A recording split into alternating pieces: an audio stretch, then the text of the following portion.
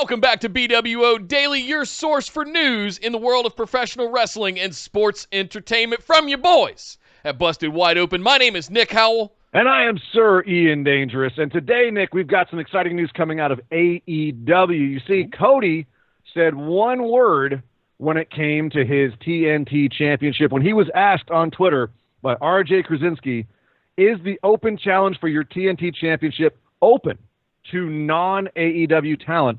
Cody replied one word. He said, yes. Meaning that now any free agent out there, anybody who's in the world of professional wrestling that's not necessarily in AEW could possibly show up on AEW TV. And that's a very exciting possibility and a very exciting statement. Off the top of your head, Nick, can you think of anybody that would be cool to come in from outside who's not currently under, let's say a WWE contract or any kind of binding contract that could come in and challenge for that championship? Anybody strike you at the top of your head? I didn't go straight to WWE. I went the other side of the pond and went to New Japan and started thinking there. Right. WWE-wise, exactly. Who you got in mind? Well, no, I'm saying not WWE because they're under binding contracts, but anybody else. Like you said, New Japan, people over there not necessarily under binding contracts, people with Ring of Honor who are not under binding contracts, with Impact, or just free MLW, free agents who are just out there. There's a whole sea of them we could talk about. And also, obviously, we don't know the nature of some people's contracts, what it lets them do, but certainly Ring of Honor talent. I immediately think of Jeff Cobb coming over and doing a little work earlier this year versus John Moxley. I'm thinking of a little whoop, whoop. Oh? Little Marty Scurll. Little Marty Scurll. I think he's binding with Ring of Honor, but you never know what he got written into that new contract he had signed a few months ago. He's been in NWA. He's challenged Switchblade Jay White in New Japan. I think he's okay to jump over and face Cody for a TNT championship opportunity. And what other NWA guys could show up? Ricky Starks is newly free.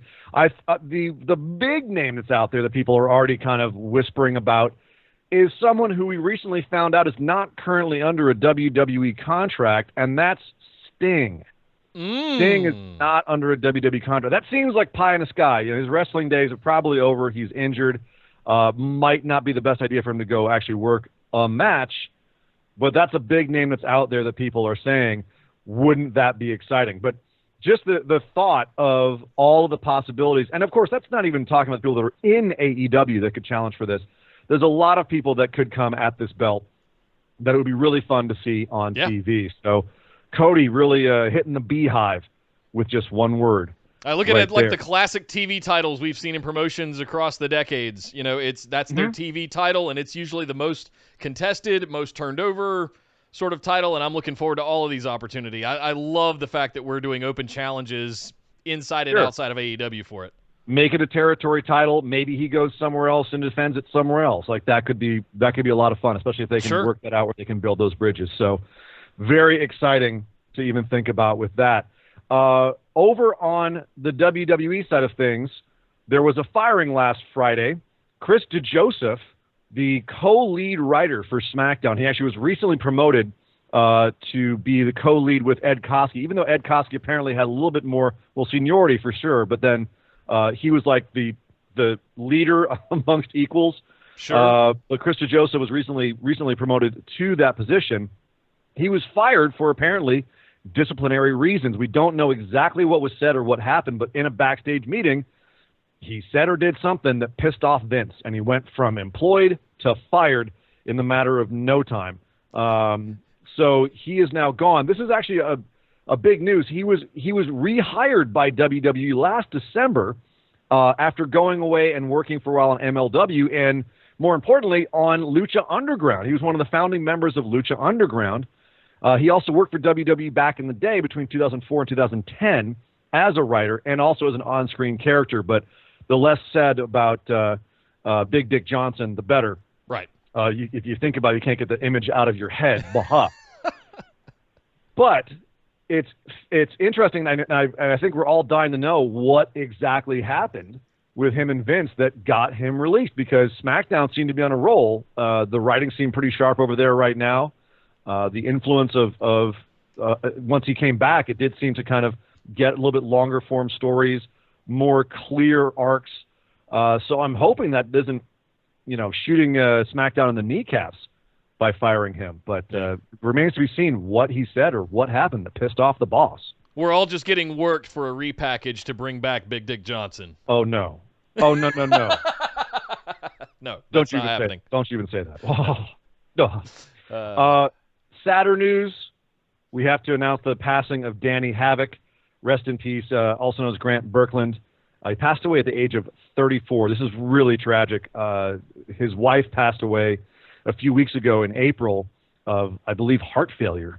And right now we haven't found the cause of death, but apparently it does appear to be self-inflicted from the early reports. But hopefully it's not the case.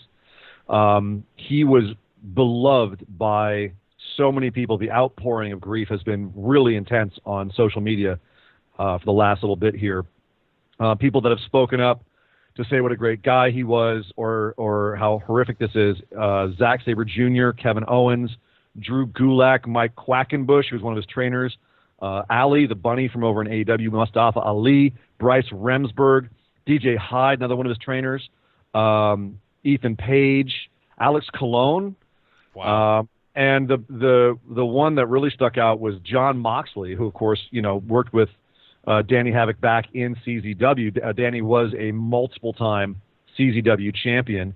Also was just recently in Game Changer Wrestling, and it worked all over the IWAs.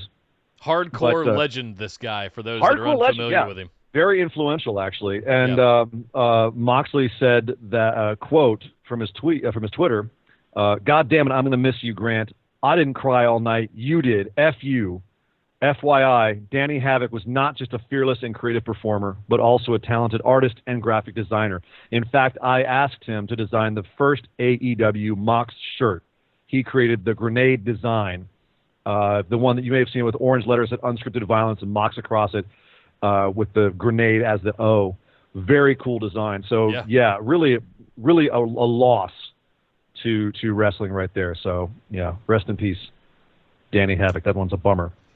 But moving back over to WWE, it looks like Raw Talk is coming back. It was announced that tonight after Raw, streaming on the WWE app, we will have Samoa Joe and Charlie Caruso doing the breakdown. You might remember that for a while there we had Talking Smack and Raw Talk after the shows, and it was a pretty cool way of breaking down what happened on the show. Yeah. You had some interview segments. Some of the best stuff that happened on SmackDown was happening on Talking Smack for a while there. The legendary faced off with Daniel Bryan and The Miz that kicked off their whole sort of second run going at each other. Just wow. I'm very excited that this is coming back. I still don't think we ever understood why it got taken down in the first place, but to have it back, hell yes. On a whim? Yeah, no announcement yet on if Talking Smack is coming back, but if Raw Talk is coming back, we would have to assume Talking Smack might not be far behind. The question is, what would it look like before it was Renee Young and Daniel Bryan, because Daniel was on the shelf. Well, he's active now, so who would do it with Renee Young, conceivably, if she always said that she loved that job. So it would be very interesting to see who they get to work opposite her if they bring her back. So hey, fun fact, it could be Nikki Bella.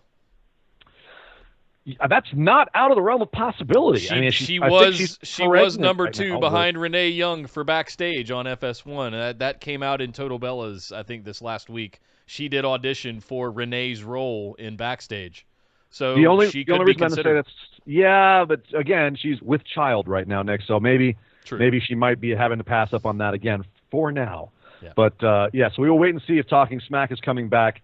We will report on that later in the week. Lastly, belated birthday to Vampiro, whose birthday was yesterday. Our boy Vampiro turned 53. And today, James Storm is 43. Happy birthday to him. And Nick, that is the news. Well, thank you very much, Sir Dangerous. And thank you guys for tuning into BWO Daily right here. Make sure you subscribe. Click that button down below. Give us a like on this video and leave us a comment. Let us know what you think of today's news. But my name is Nick Howell. You can find me on Twitter at DataCenterDude. And I am Sir Ian Dangerous. Be safe out there, everybody. Love each other. And you can find me on Twitter at Sir Ian Dangerous. And we will see you guys next time.